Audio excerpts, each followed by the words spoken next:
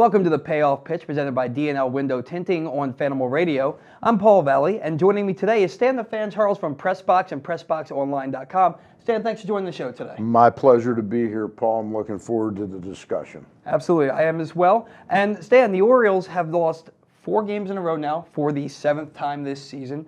They lost last night to the Yankees 11-4. David Hess, another poor performance.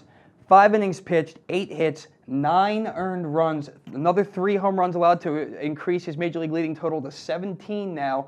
His ERA is up to 6.75. He's just not getting it done. No, David is having a real rough go. Very reminiscent of when he came up last year initially. Well, actually, initially he had 2 or 3 good starts. Then there was a period of about 6 or 7 starts where that team was still really trying to win at the major league level. They weren't into the total rebuild yet, so they sent him down to the minors to get refined a little bit, came back up, and actually strung together in the second half of the year about 8 or 9 starts that were very respectable, giving you the idea that with this new regime here, with Mike Elias, Sig Mejdal, and the deep dive into analytics, that maybe they would figure a little something out and improve David Hess. Hasn't worked at all. This has been a miserable season for David Hess. I certainly agree, and you mentioned the last 8 or 9 starts. It was actually his last 10 starts last year. He pitched to a 3.88 ERA, yep, which, like you said, left a lot to be hopeful for this season. You know, he's got that mid-90s fastball, but unfortunately he likes to throw it up in the zone, and when you throw up in the zone in the mid-90s, major league hitters knock it out of the ballpark a lot of the time. Yeah, they knock it out of the ballpark, and his repertoire doesn't. You know, the thing about pitching, if you don't have 98, and one incredible pitch, if you got 3 or 4 pieces to your repertoire that you keep the hitters off balance and you control the ball, have good mechanics and can command your stuff. That was the word I was looking for. You can get by without 98, 97. But David Hess just doesn't have the added pitch repertoire that he has hitters off stride at all. Well, right, and I remember I did a spot on a AM radio station last year, and they were talking to me about David Hess before he got called up. Yeah. And I believe David Hess at one point was an acclaimed minor league pitcher in this organization. I think he won an organizational pitcher of the year a few years back. Sounds right. Yeah. But I said to them, I don't think the Orioles like his arm. I didn't think that there was a lot to be hopeful about with David Hess. And then he came up, he had his first start, he gave 3 runs against Tampa Bay in the first inning and then nothing else. He looked good, had a little bit of the fluctuation in the middle of the season and then pitched well down the stretch. But I think we're seeing more now of what I was talking about last year, where his arm just maybe isn't right for rotation spots. You think that maybe he has a future in the bullpen if he wants to stay at the major league level? I think that based on what I have seen right now, and it's very clear after last night's post-game press conference, which was very short, I don't know if you saw it, but that Brandon Hyde, he made it very clear right now that there isn't any help. There's no cavalry coming behind David Hess right now or Dan Straily, the 2 most problematic parts of this rotation. Right. They're not quite at the point, and I applaud them for this, they're not quite at the point where they're ready to bring up Keegan Aiken and say, hey, you dive out into that deep water.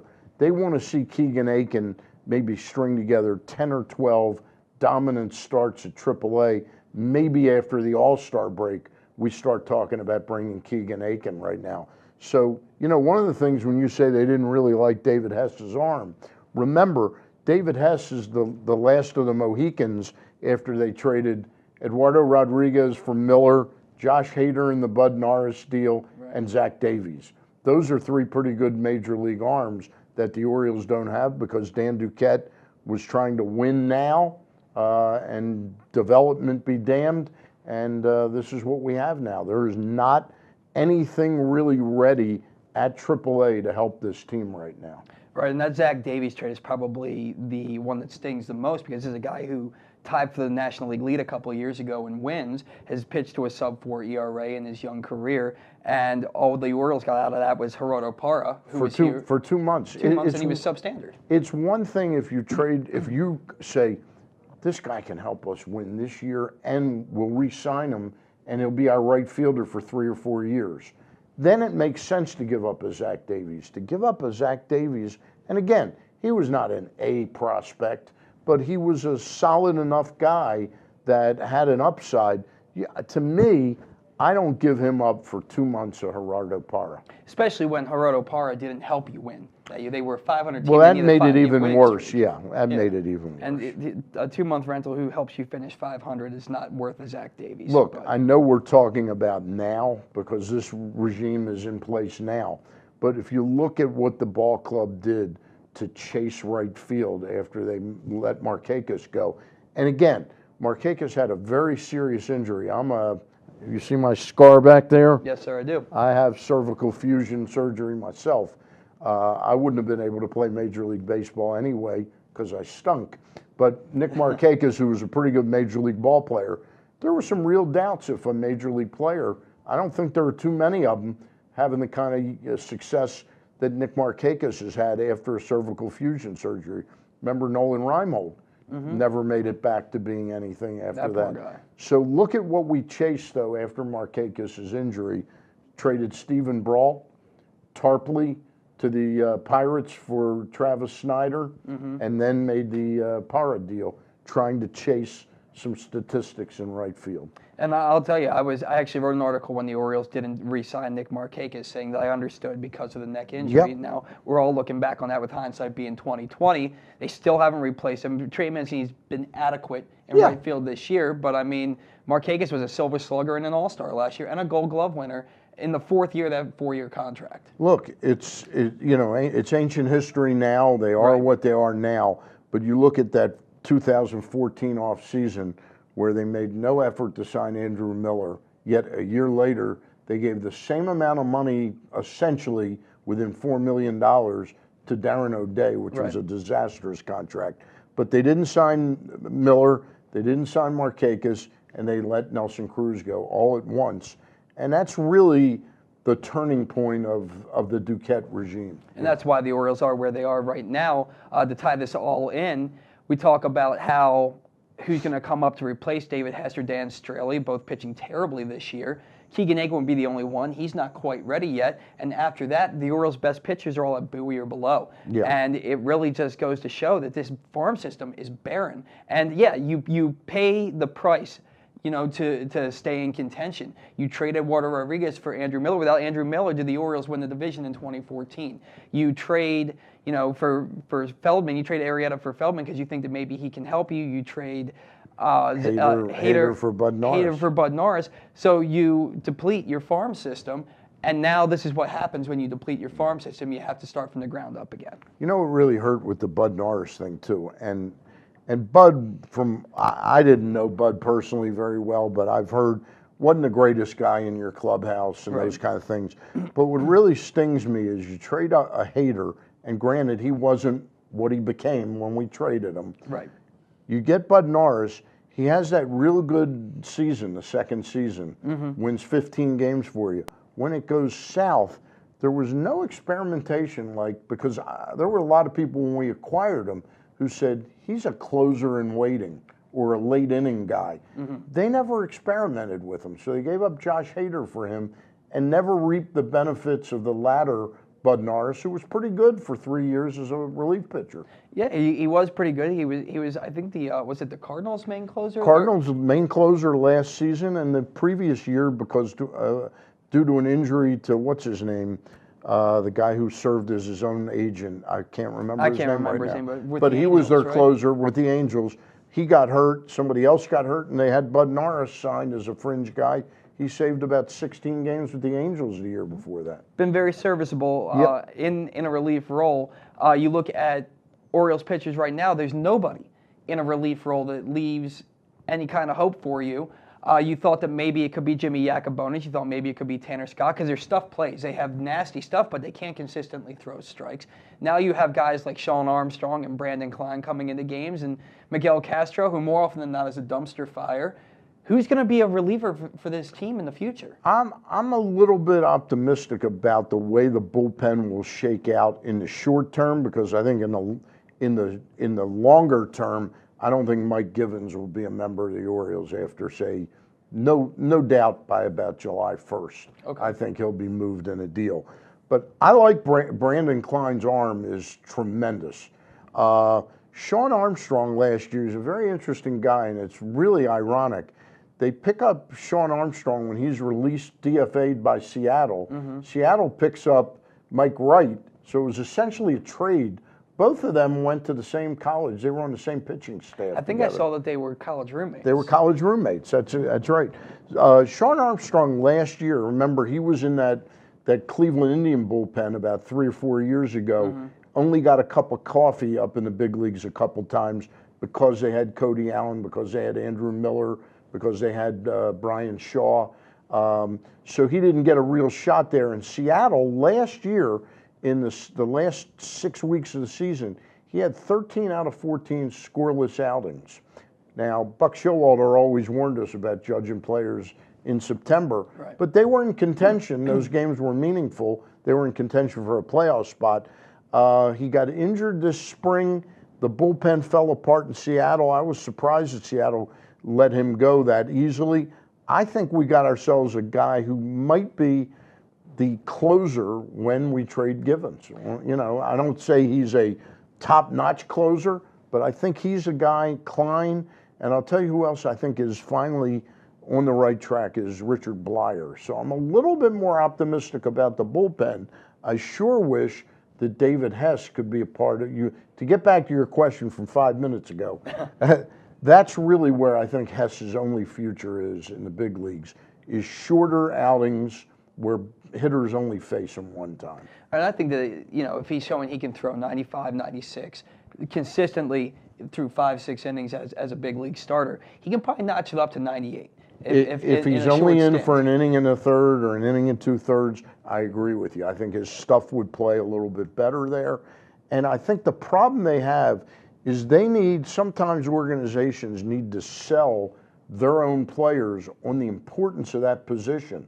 I go back, because I'm old now, Paul, I go back to Arthur Rhodes, who was sort of like, he was a higher end prospect than David Hess, but he was sort of like a David Hess 20 years ago. And I used to debate Kevin Malone, who was the assistant general manager, when Arthur Rhodes was struggling as a starter. I said, this guy is a bullpen guy. And he would say, no, he's got top end stuff.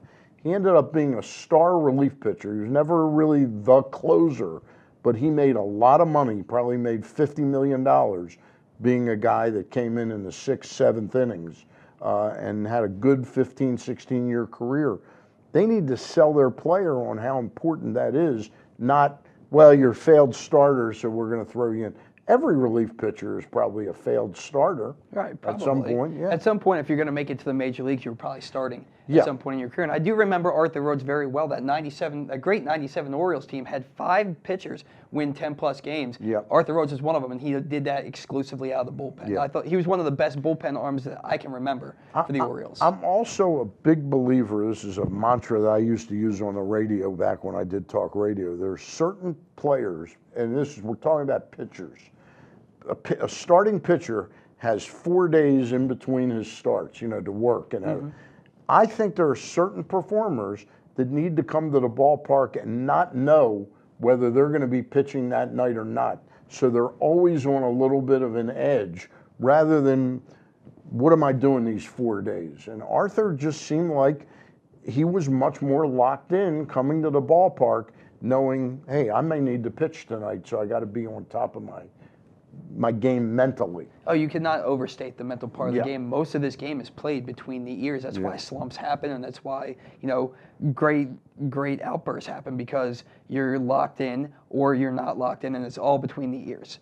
Now, with the pitching having let the Orioles down last night, and in the last 3 games they've been outscored 31-11, it wasn't necessarily the pitching. Even though they gave up 10 runs on Monday, it was the defense that let the Orioles down. And all season, I've been preaching that this season is not about wins and losses. It's about how they're playing the games. It's about growth and fundamentals. And the Orioles were far from fundamental on Monday. Dwight Smith had 2 bad overthrows. that led to runs, one in the ninth inning specifically. Joey Rickard also had an ill-advised sort of third base in the ninth inning, and then Pedro Severino has a pop-up that he's nowhere near catching. And the next thing you know, that same batter, Gary Sanchez, hits a game-winning 3-run homer a couple of pitches later. The Orioles are not good enough to make up for those mistakes, especially against a team like the Yankees. What are you seeing from this team? Because to me, it's been a letdown of late. Well, you make some interesting points there. The Severino play, I'm not giving him a 100% hall pass on that, but when people say, I thought this team was going to be good with the fundamentals, that ball was an incredibly high pop-up. Now, that doesn't mitigate against the fact he should have had the ball, but I'm going to give him a little bit of a pass. I haven't seen that be a problem with Pedro, but the outfield throwing to the wrong bases, overthrowing cutoff people, those things, it's real hard to tolerate. I don't know what Dwight Smith was thinking when he tried to throw the guy out, one run and then gives up, position, an important position by overthrowing the cutoff person. Look, I go back again from the days in the mid-'80s when the Orioles had a guy named Jim Dwyer. And when Jim Dwyer was on the bench, people were always clamoring for Jim Dwyer. And because he would come in and pinch hit role, or a day, somebody would have a day off and they'd say, you got to play Jim Dwyer more. And all of a sudden, somebody would get hurt for 2 weeks and you'd see Dwyer for 12, 13 days in a row. The warts start to show. You start to see why he's really a fourth outfielder. Very good fourth outfielder. My fear with Dwight Smith is he's been tremendous up to this point. I think now he's getting exposed the warts in his game. His defense is not really, it's not top-notch defense when you have the whole package together. Has some trouble at the warning track on wall balls, so to speak, overthrowing and cut off people, and I think he's about to crater a little bit offensively now as well. We're seeing Renato Nunez have that same problem with the extended slump he's had. Look, they pieced together this team to not be embarrassing, and for the first 30 games, they were pretty entertaining, pretty interesting. Last 15 games, it's been a real challenge for this team, given the issues twice a week with the starting pitching, where you really, and that bullpen has been, a catch-as-catch-can thing, and now you're having some issues with players maybe reaching a wall, so to speak. Right, and with Dwight Smith, something I've noticed with him in the outfield is a lot of times on balls hit into the gap that are catchable balls. Yeah. He and the center fielder almost run into each other a lot more than I see from any other team that I watch play. The Orioles, from day one this season, I have seen, it started out, it's interesting you say that, it started out casual little bumps between outfielders, and it's gotten much more where they really have some communication issues there. Some of that might be Wilkerson being a nouveau in center field, who I think has done overall a really fine job at center field. But Dwight Smith, I think we're beginning to see some of the issues. I remember I got into trouble with Adam Jones remember the year they got Nate McLouth? Early in that season, the Angels needed relief pitching, and I put on Twitter, and my digital person tweeted it to Adam Jones, tweeted the fact that I said that the Orioles ought to look to the Angels to get Peter Borges, because left field was such a disaster. So I said, you may ask why I'm saying they should acquire Peter Borges, who's a great center fielder, when we have Adam Jones. I said, well, Jones could play left field. He never let me live that down. But 6 weeks after that tweet, they picked up Nate McLouth. Suddenly, balls that were routinely in the gap, the left center field gap, they were being caught by Nate McLouth because he covered so much ground. Dwight Smith does not have that kind of range as an outfielder. And he certainly doesn't. And the thing that's probably the most painful about watching these outfield blunders is that they're being made by the actual outfielders on the roster. Dwight Smith, Joey Rickard, who I think consistently throws to the wrong base. Yeah.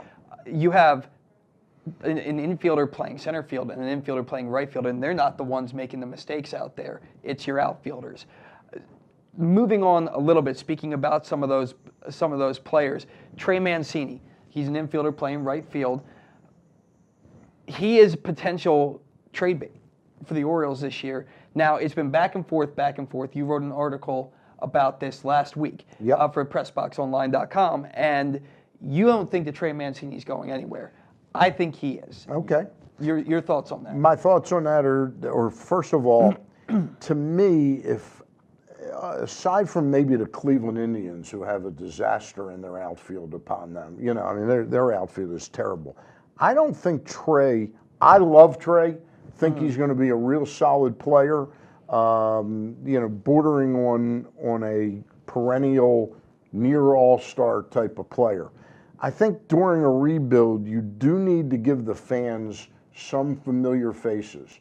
It can't be all pare it down, keep paring it down and getting prospects. I think you have to give a face to the franchise, and I think that Tre both provides you that face, and I don't think he provides you enough in return right now. Now, given if he finishes this season at over 300, 27 homers, 85 RBIs, maybe in the offseason I could see him bringing, maybe if you package something with him, maybe bringing a couple prospects that are worthwhile. Right now, I don't see anybody giving us a top 100 prospect for Tre Mancini. That's why I think he's going to end up being part of the face of this future.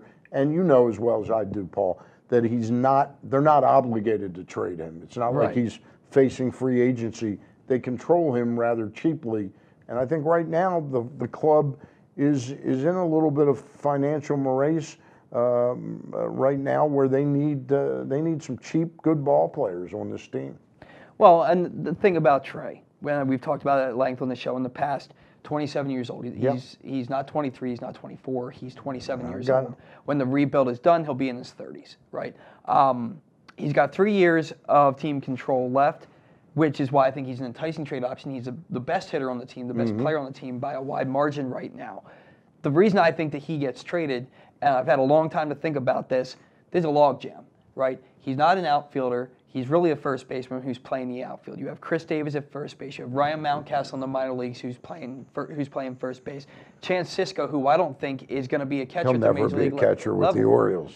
He's either going to play first base, DH, or they'll move him to the outfield. Right? So for me, you say that you have to have these players that fans want to come out to see. You have to have somebody with recognition.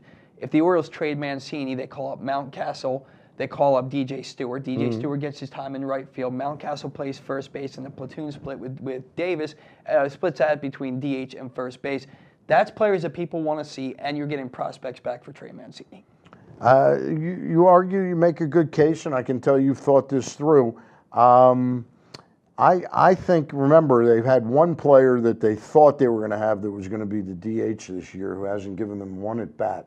His $13 million will come off the books next year. That's true. So there is a scenario that next year Davis and Mancini could split time between first base and DH, and DJ Stewart or Austin Hayes or Mullins gets back in the outfield picture. I'll tell you, you mentioned the name DJ Stewart. There's one player on the Orioles right now, and I mean no disrespect to him. I'm sure he's a nice guy. Did a nice Royal Farms commercial his first year. That's Joey Rickard. If I didn't see number 23 in the Oriole uniform again, it would be no great loss to me. I've seen Joey Rickard. We know what Joey Rickard is. You know, he's a fifth outfielder on most likely a losing team, like he is now, where he's the fourth outfielder on a bad team. Right. DJ Stewart is somebody that I'm finding his numbers, because there's a lot of preaching about how many at-bats you should have in the minor leagues before you really make it in the major leagues. Brady Anderson, I remember he didn't make it until he had about 1,500 minor league at-bats. That's about the number, too. That's about the number. And DJ Stewart is probably beyond that 1,500. And if you look at what he's doing in Norfolk, first of all, he's a pretty streaky hitter. But he's nudged his on-base percentage over 400 right now, which is pretty remarkable. He's hitting 293, And his walks to strikeouts, he's walked more times than strikeouts. Ryan Mountcastle, who everybody thinks is the next thing, 36-8. Now he's hitting 315, 318 or something like that. There's no question his bat will play in the big leagues, but I'm reminded of that spring training story from 2018 when Buck Showalter said, I noticed you only walked 13 times last year. Right. And the kid said, yeah, isn't that something? Like kind of chuckled about that. Buck Showalter said, why are you chuckling about that? That's not funny. That's what you need to learn how to do, is get on base. 345 at AAA, it's good, but 36-8, and it's against AAA pitching. I'm seeing a guy that still needs more development. DJ Stewart, though, I think is ready for his star turn, or at least to find out what we can about DJ Stewart. Part of a year of development or in a rebuild is finding out what you have. We know what we have with Joey Rickard, and it's not very good. DJ Stewart might be a perfectly serviceable DH, outfielder, pinch runner. I mean, he's not your prototypical pinch runner, but he runs the bases well. For a burly guy, he moves pretty quick. I'm anxious to see DJ Stewart. I've seen enough of Joey Rickard. I agree, and I think a lot of people feel the same way. We're going to come back in just a minute with more from Stan Charles from PressBoxOnline.com. But first, we get a word from our sponsor, DNL Professional Window Tinting. In your home, sunshine can stream in through windows, bringing a cheerful feel and warmness to any room. Sometimes, though, it brings in too much warmth, even harmful ultraviolet light and solar energy that can raise energy bills, drain the color from your fabrics and furnishings, and cast a blinding glare on your television or computer screens. DNL Window Tinting can protect your home from all of this while saving you money on energy bills. Start saving today by calling DNL at 410-941-2942. That's 410-941-2942. Welcome back to the Payoff Pitch presented by DNL Window Tinting on Fanimal Radio. And still here with me today is Stan the Fan Charles from PressBox and PressBoxOnline.com. Stan, we were just talking about Tre Mancini and his potential value as a trade chip. And one of the things I want to talk about, you have the draft coming up. Yeah. Right? And so the Orioles have the number one pick in the draft for the second time ever in franchise history. As we all know, they took the pitcher out of LSU, Ben McDonald, back in 1989 with that first pick. 30 years ago. Yeah, and he actually made his major league debut, 2 weeks after he got drafted? Something like that. Something crazy. But the thing about the number one pick, everybody thinks it's going to be Adley Rutschman. Yeah, but that's what the consensus seems to be. Right, but there's also talk that the Orioles could sign maybe a lesser player so they can spend less money so they have more money for later draft picks. The other two players in the draft that could go number one, Bobby Witt Jr., the big-time five-star player out of Georgia. Texas. He's in Texas? Texas. High school student in Texas. Right, I was thinking of the center fielder out of Georgia. And then you have Andrew Vaughn, the collegiate first baseman, who they say his bat is big league ready. He can make his debut as early as next year. Yeah.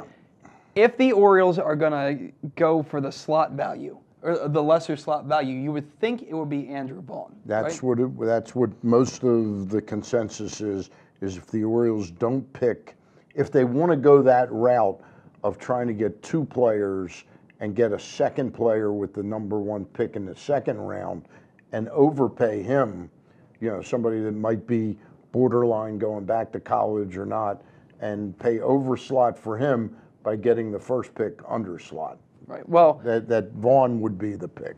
The reason that I mentioned Tre Mancini in the same sentence is I think that Tre Mancini is the reason that is part of the reason that they don't sign Vaughn, that they end up drafting Rutschman or even Witt, which I think that you're good either way. But it all goes back to that logjam thing. The same reason I think Tre Mancini is going to get traded is the same reason why I don't think that Andrew Vaughn is going to get drafted. The Orioles, they don't really have a catcher in their system, right? They have Chance Sisco, who we both agree probably won't catch for this team. I don't see him catching for this team. They have Pedro Severino, who I think is destined to be a backup for his career. Yeah. Austin Wynns, I think we've seen the best that we're ever going to see from Austin Wynns. So really, Rutschman, he fills a need there. He comes in and he grows with a young pitching staff, which is what you want. His defensive game, his pitch framing, his pitch calling is far superior than what most people at most players at his level have.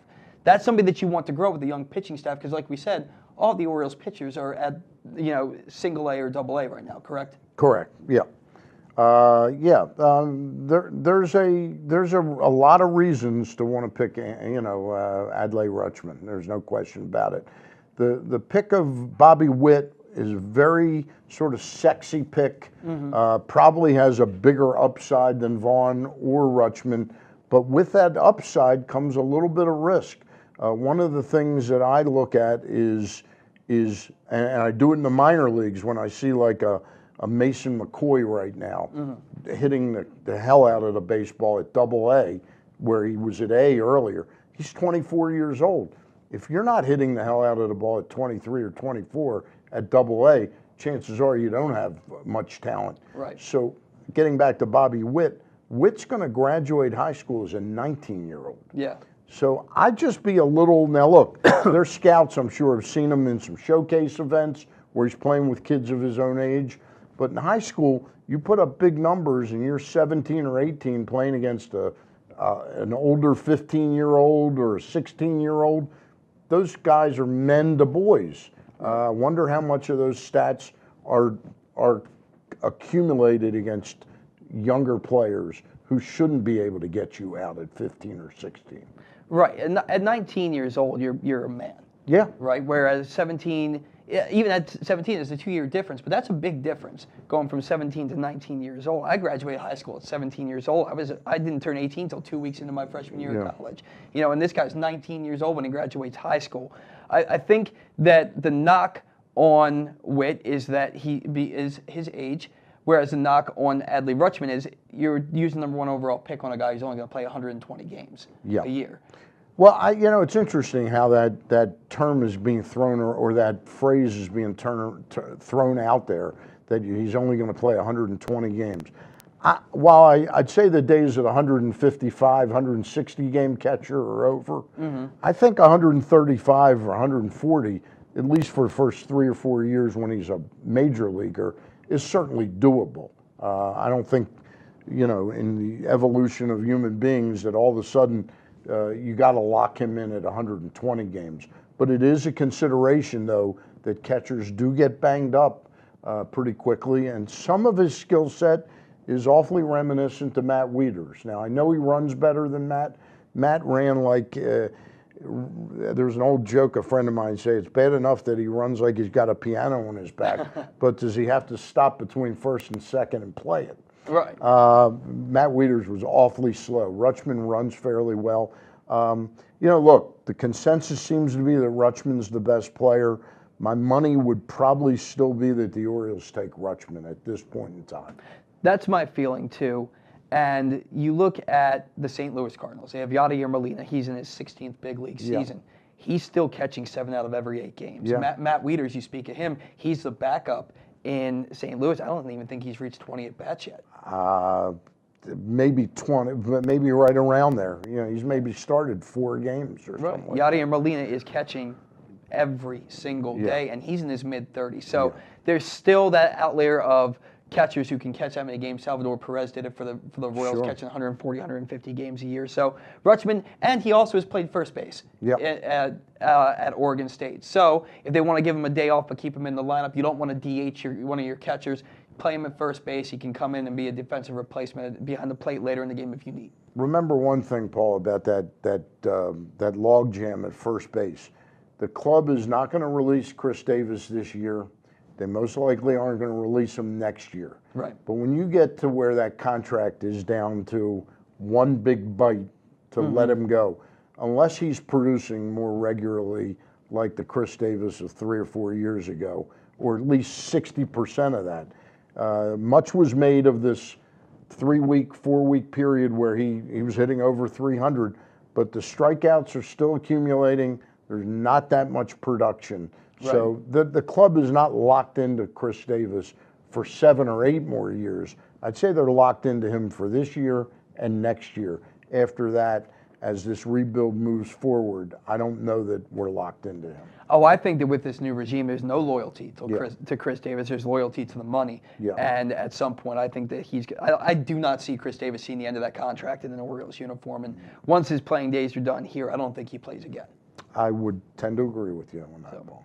All right, well, that's going to be about all the time that we have today. I want to thank Stan Charles for coming in and joining us today. Once again, he works over for PressBox and PressBoxOnline.com. Stan, really pleasure having you in here today. Thanks so much for joining us. Thanks for inviting me. You too. Absolutely. Hope to have you on again soon. Everybody, thank you again. I'm Paul Valley. This has been the Payoff Pitch presented by D&L Window Tinting on Fanimal Radio. Enjoy your day.